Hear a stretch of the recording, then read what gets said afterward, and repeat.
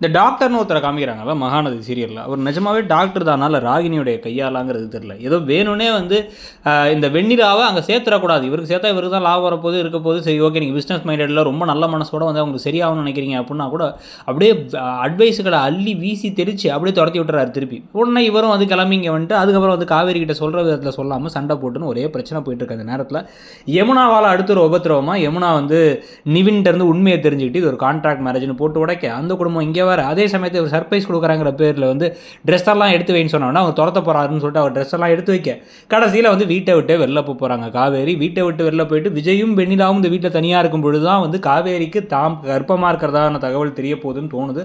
So அவங்க கர்ப்பமாக இருக்காங்கன்னு ஒரு ட்ராக்கை வச்சு அதில் வரக்கூடிய பிரச்சனைகள் அவங்க அதை வெளில சொல்லாமல் இருக்க, இதில் நிவின் நம்மளை விட்டு போயிடுவாரோன்னு சொல்லிட்டு யமுனா நினைக்க அப்படின்னு பல கூத்துகள் நடக்க போகுதுங்கிறத பற்றி என்ன நினைக்கிறீங்கிறது சொல்லுங்கள். அப்படியே கீழே இருக்க ஷாப்பிங் ஐக்கானை கிளிக் பண்ணி மிந்த்ரா, ஃப்ளிப்கார்ட்டில் இருக்க ஆஃபர்ஸை செக் அவுட் பண்ணிக்கோங்க. தேங்க்யூ.